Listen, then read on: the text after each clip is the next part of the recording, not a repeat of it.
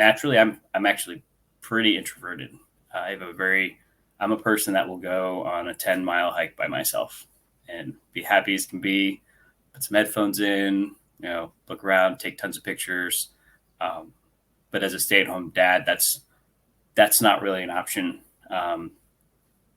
Moms aren't going to be as willing to walk up to me as they are to walk up to another mom. And that's totally understandable, but that's also helped me be able to walk up to and introduce myself and to meet other people, other moms way easier, and break the ice and start a conversation with them. So it's kind of pushed me out of my comfort zone and allowed me to grow more and be able to use that tool when it's necessary for me. Hello, everyone. You just listened to Anthony Sisti, who explained one of the transferable skills that he has learned from being a stay-at-home dad. Anthony is also a United States Navy veteran. My conversation with Anthony is one of 5 interviews that I created as part of the 31 Days of Transferable Skills initiative. My LinkedIn Live guests speak about transferable skills from unpaid care work, caregiving, being an expat, volunteering, and traveling extensively. And I will be converting these LinkedIn Live conversations into podcast episodes during the month of January as bonus episodes. I will then start season 3 of the Job Sharing and Beyond podcast starting in the beginning of February. But now, without further ado, here is the conversation I had with Anthony. Hello, Anthony. Hello. It is so nice to see you. Thank you. You too. So this is part of the 30 Days of Transferable Skills initiative, where each day in the month of December, I either post or have a video or I have a conversation like today with Anthony about transferable skills from a wealth of different experiences that could be unpaid care work, volunteering, extensive traveling. And so for people who might not know you yet, Anthony, could you please introduce yourself with 5 facts, which is according to the Working Out Loud method? Yeah, absolutely. So for me, just real quick, I'm a father of 2. I have a 7-year-old boy and a 5-year-old girl. I have a personal finance blog with the goal of helping people learn and improve their personal finances. I spent 10 years in the United States Navy as a nuclear engineer, and now I'm a military spouse and stay-at-home dad. I have, since graduating college in 2004, I've moved 11 times, living in 9 states and 2 countries. And I'm always looking to learn and grow. And for me, the biggest areas include fitness, investing, and growing my faith. Thank you so much for sharing. That's amazing. All the traveling and living in different places. Yeah, it's there is a lot of experiences. And now you mentioned you are a stay-at-home dad right now. And so I'm curious that, when you started your career, what had you thought about, what experiences did you have with caregiving? Well, growing up, towards when I was in high school, both my parents worked. So, and I have a younger sister. So I did a lot of help taking care of things around the house and doing little odds and ends. So most of my caregiving was through doing some food shopping and cooking, yard work, cleaning the house. I did occasionally babysit, but it was always older kids, never babies and toddlers, which is a whole different ball of wax altogether. Absolutely. And so now, did you sort of anticipate then, like, that part of your career would be what I call like a work module of caregiving? How did you think about this? Um, I this never really never crossed my mind until like as we were my wife and I were approaching where this was becoming our decision point. Um, so even people that knew me before, people that knew me growing up, were definitely probably very surprised that this is the route that I ended up going down. But it's been very rewarding and it's worked out great for our family. And so, what made you decide that you were going to be the stay-at-home dad? Well, initially, the plan had always been that we would have a stay-at-home parent. Mhm. I grew up with a mom that she would work part-time. She would do substitute teaching, and my wife's mom mostly stayed home for their entire time. And it's very good for family, for the children, stability. But for us, we had talked about that and made the decision that my wife was going to stay home. Um, Oh, and then at it's almost 9 years ago, almost 10 years ago, I started having I got an injury with my back, and my recovery was very slow. And in the military, at least in the U.S. military, you have a limited time to get recovered and back to your regular job. And if you can't, at that point, they off ramp you to um, to get out of the military. So at that point, we were a decision point for my wife's career, what she was going to do. And at that point, we decided that she was going to stay, at least for a few years, because we didn't know what was going to happen with me, if what additional care I was going to need necessarily. So I got out of the military, and my son was born 10 weeks later, and I became a stay-at-home dad. wow.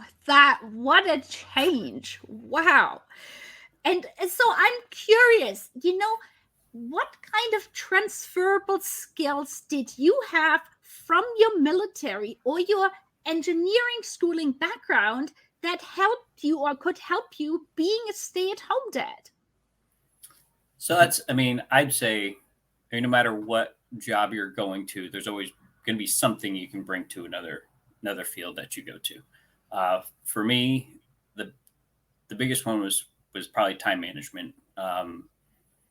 Probably anybody in most jobs, but especially from my experience in the military, it's that like you always have stuff to do, you always have more stuff to do, and you always have more stuff to do after that's done. So trying to get everything done, manage your time, um, that was a great skill to bring to being a stay-at-home parent. Uh, you know, and as I was learning as a stay-at-home dad, and as we had another child, so things get more complex. The effort you have to put forward to take care of both kids adds more time. So one of the big things that I used to look at was this like really trying to make an effort to streamline and make the things I needed to do more efficient.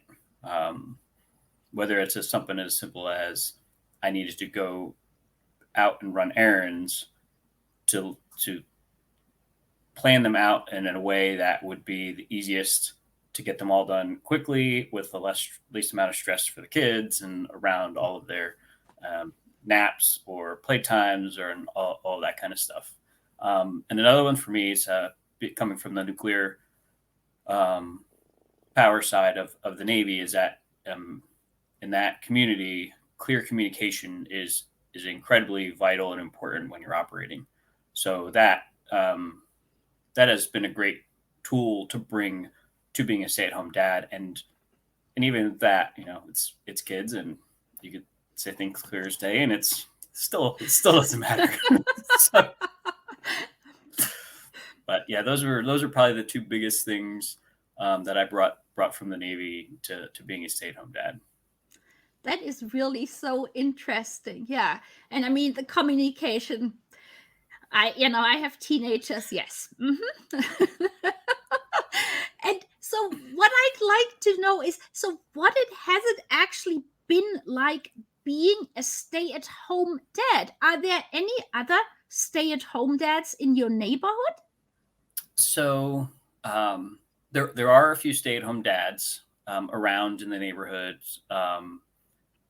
Being right now we live on a military base, so there are a few more here than there were in other places we've lived. But even at that, there is, it's still one of those where you have to mesh with their personalities and have similar interests to really to want to go do things even with the kids. So that's one thing that I haven't really come across, where I've had another stay-at-home dad that clicks super well, and we go do all kinds of things together, become great friends, and that's just part of life, and that's okay. That's fine with me. But as a stay-at-home dad, it's been a very interesting experience. It's been positive and negative. There's definitely a stigma being a stay-at-home dad for some people. There are some people that are literally will say, "Oh, that's awesome, great, good for you." You have the other kind that kind of are more reserved, like, "Oh, okay, like it's not something I should be doing." But as people, especially as parents and moms who get to know me better, they realize that, right, I am doing the same role they're doing, and I do all of that stuff in the house. I literally have it set up where with my wife and I, the things that I don't do in the house were the chores that I did for about a decade growing up. So it's just one of those, I've been burned out on a few things, but everything else, right, I take care of it. Most of the cleaning, food shopping, cooking, all that stuff. And I feel like there's a lot of still just built in society that a guy's not really able to do some of those things. And I think it's slowly going away. But it's still there, unfortunately. But it's been, I have to say that when I find those moms that are awesome, and it's I'm just so happy that my kids get along great with your kids, and there's never any friction. Those are, everywhere I've lived, there have been just some incredible moms that are very supportive of me being a stay-at-home dad, and our kids get along great, and they're able to play together, and that's to me one of the most important parts. It's right. I'm not staying home for me, right? I'm staying home as a stay-at-home parent for my kids. That's the main purpose. So Thank you so much for sharing this. And I think this is one of the things why I feel it's so important that especially stay-at-home dads need to speak up more. And I'm super appreciative that here on LinkedIn we have that opportunity to share more about your experiences. And to be very honest, I hadn't really thought this through, but you're absolutely right that if there are fewer stay-at-home dads, then finding someone that clicks, it's just right from a mass perspective will be just harder. But I hadn't really thought about this. You're absolutely right. And I'm very appreciative to hear that the community of stay-at-home moms is appreciative. And and the other thing is also, I think what you just described is to really point out to people that caregiving is, anybody can do this. This is not something that often people automatically think, okay, caregiving isn't only something moms can do. But you are a perfect example here that it is possible. So thank you so much for sharing that, Anthony. you're welcome. And now, as we are thinking, potentially HR professionals listening to us, or business leaders, what I would love to hear from you is, from your time as a stay-at-home dad, what type of transferable skills do you feel you have learned during that time that would be helpful if, say one day you are, returning back to paid work? What would you say these skills are? I'd say I'd say a lot goes unnoticed and missed in for what stay-at-home parents do, especially if they're all in and they're owning it as their profession at the time. For me, the big skills that I've grown, and I've been a stay-at-home dad for over 7 years. Improving time management, the clear and concise communication is continuing to grow and evolve as kids can understand and communicate better, and overall planning, organization, and again efficiency. From the planning aspect, planning and organization, I do pretty much everything for the family, for trips, for any of the kids' activities, and I'm always essentially I tell my wife, she asks what she can do. It's like, pack your bag. Hey, I got everything else. Make sure you're ready to go. I'm packed for me and the kids, and I have all that taken care of. And for me personally, right? And this is one of those especially for people, stay-at-home parents wanting to get back in the workforce, is I use the time to learn and grow. I'm a football fan, so aside from football, we don't really watch a whole lot of TV in the house.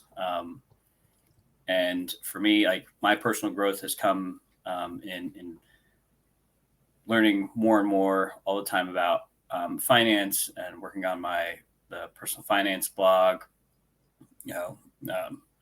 Reading, learning, and like figuring out what things that I need to do, especially with, like, for me, like, learning more about my injury and what I can do, what I need to do to take care of it, so I can keep going to keep doing what I need to do for my family. So if I have a setback, then that shifts the burden, and that shifts what I'm able to do. So that's also for me, like, taking care of my my health is important to be able to keep moving forward. Another big one for me is naturally I'm actually pretty introverted. I'm a person that will go on a 10-mile hike by myself and be happy as can be, put some headphones in, look around, take tons of pictures. But as a stay-at-home dad, that's not really an option. Moms aren't going to be as willing to walk up to me as they are to walk up to another mom, and that's totally understandable. But that's also helped me be able to walk up to and introduce myself, and to meet other people, other moms, way easier, and break the ice and start a conversation with them. So it's kind of pushed me out of my comfort zone, and allowed me to grow more and be able to use that tool when it's necessary for me.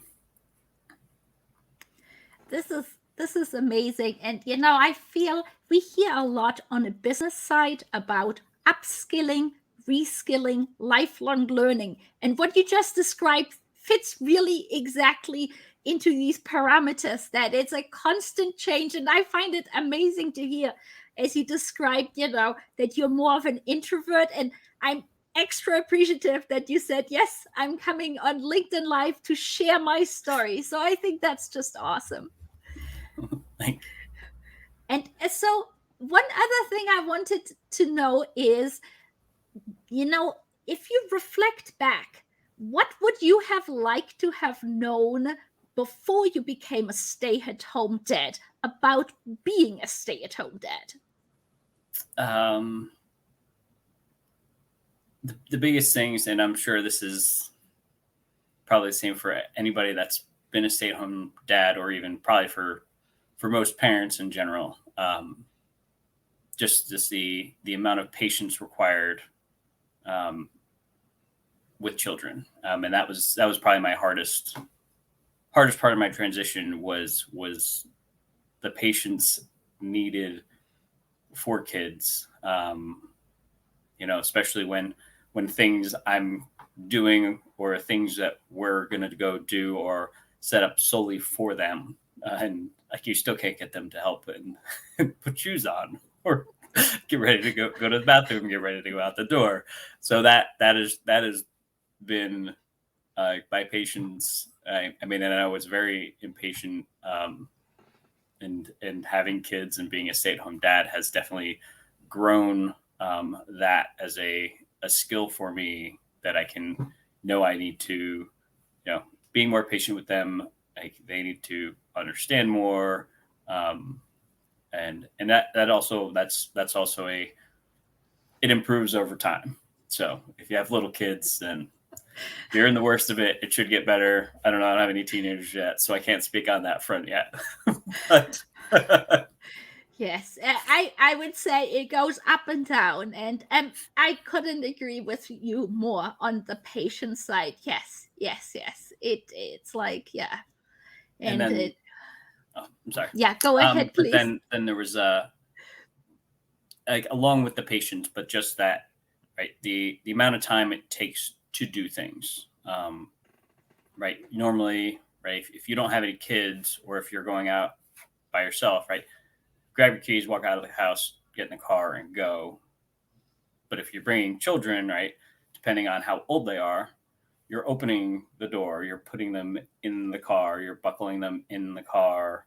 And that's after everything you did to prepare to walk out the door, whether it's getting their shoes on or preparing a diaper bag, making sure you have snacks and water bottles. It's just the amount of stuff needed to do prior to walking out the door is it. I mean, you just have to allocate more time, and it's not anything negative or due to the children. It's just part of parenthood and adjusting to that that grind where you're not just responsible for you, you're responsible for the other little people that you're taking care of.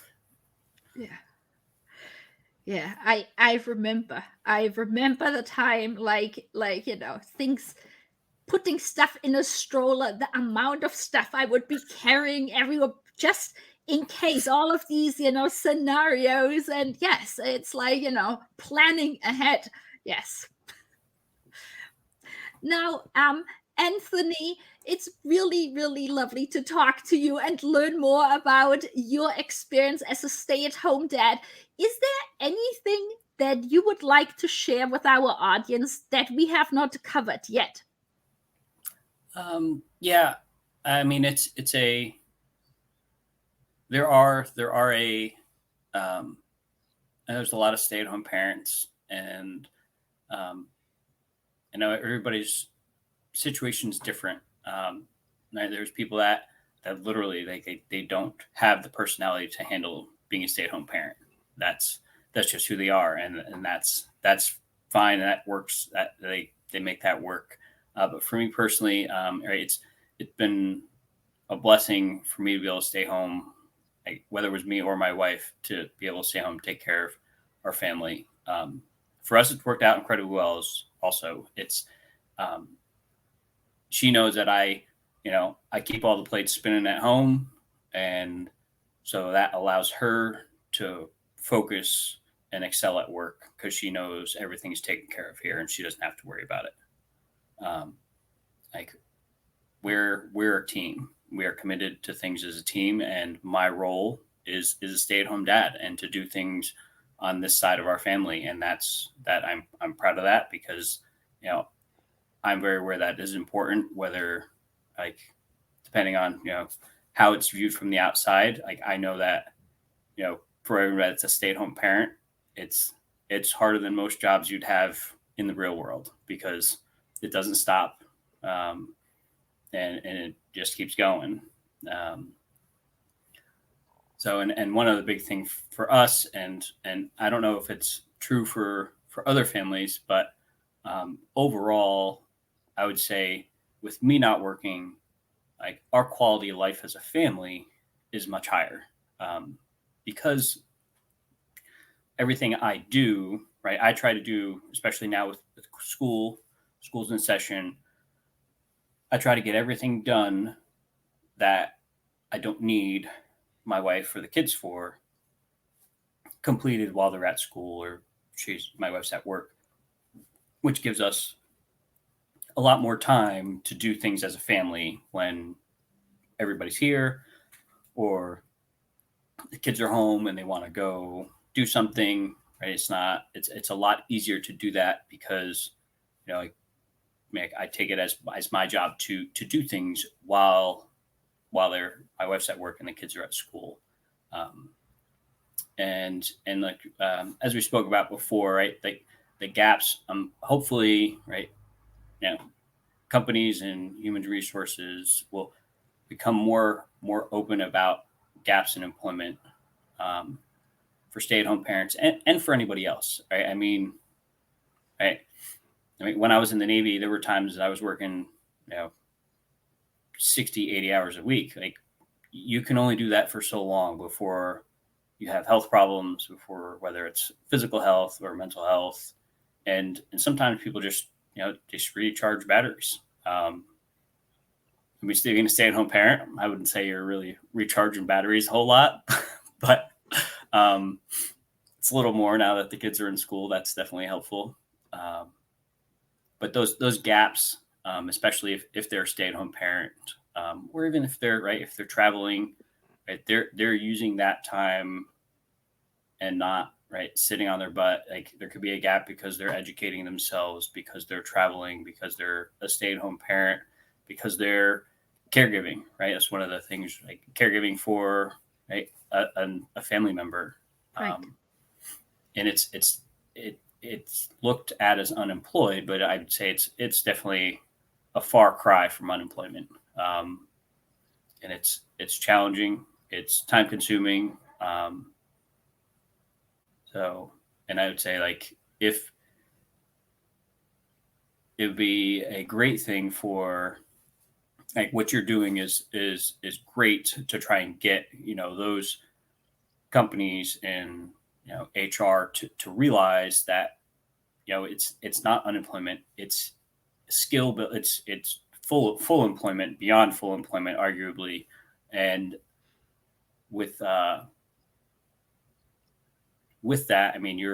you're managing your time and the time of everybody else that you're taking care of while you're a caregiver or stay-at-home parent.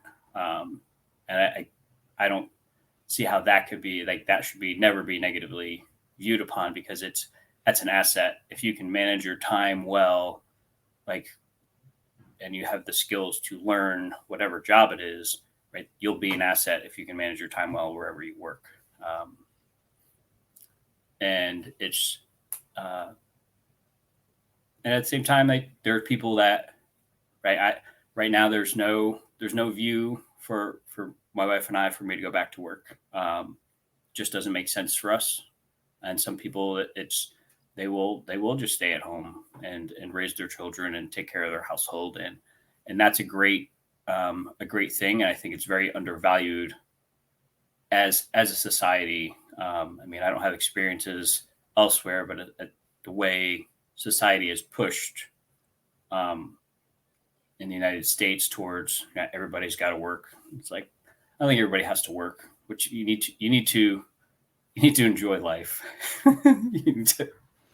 If you're working too much and you're overstressed and you're not enjoying things, then at what point is it not worth it? So it's hopefully, as kids get older and stay-at-home parents are ready to transition back into the professional world, hopefully the companies and organizations are more open to accepting them after, taking, you could argue, is a career sacrifice to stay at home and take care of their family. And in that sense, to me, I would argue that they have their priorities straight. Like you said, you're a stay-at-home mom, and, like, for the people that do it, they probably recognize going into it that it is something that's important to their family and their children, that that should have a way bigger return on investment over the long term. Thank you so much for sharing this. What I feel is often underestimated is that one is so used to, in a professional setting, to have, goals, whether that is quarterly goals or annual goals. And, you are there with a manager, and it is often, one works towards the goals. And in a setting like being a stay-at-home parent, ultimately it is all self-learned, self-taught, and there is little outward appreciation, really. So one has to, I feel, also start learning to sort of, I know what the word is in English, compliment oneself maybe about it. And I think it makes one, I feel, it's a very humbling experience. That's how I felt, because in a professional setting, it is very much, to me, it feels outward driven, because other people recognize somebody's, worth by what they have done, how they maybe move up the ladder, versus the managers, i.e. the little kids, they have no appreciation that dad or mom, did the things for them, and they might not appreciate it in the moment either, or they might argue as a teenager. And I feel, looking back, I feel I have a bigger appreciation of my parents, reflecting back now. And so I think that's maybe the other difference, that there is maybe appreciation from one's own kids on the work that one has done, but it is, severely delayed by 10 or 20 years or however long until one has one's own kids. So yeah, so well, I so appreciate, Anthony, that you talked with me and so openly and authentically shared your experience. So for somebody who might not have children yet, it will be really helpful also to listen, to get some experience, and for HR professionals and business leaders who can hear your story. So thank you very, very much. You're welcome, Karin. Thank you for having me on. Appreciate being able to share my experiences, and hopefully it does help in the work you're doing, which I think is incredibly important to get the word out there and the realization out there of what caregivers, stay-at-home parents can bring to the table for organizations. Thank you very, very much. Next week, I will be publishing my conversation with PJ Marcus, who is talking with me about his experience of being a dad and doing a lot of caregiving during the pandemic, as well as his skills that he has learned by living in various countries around the world. Besides my LinkedIn Live interviews, I also conducted 2 written Q&A interviews, one with Veronika, Haug, and the other one with Wentje, Trautnitz. And I'm going to put the links to these conversations or these Q&A interviews in the show notes as well. And in both cases, Wentje as well as Veronika are explaining the skills, the transferable skills that they have learned from becoming a parent. And in Wentje's case, she also has lived in a foreign country while parenting her children. Thank you so much for listening to the show. We hope you gained valuable insights and new ideas.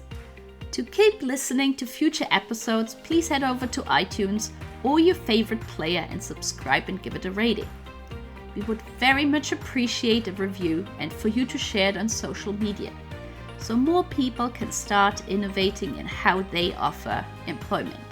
Until the next time, goodbye!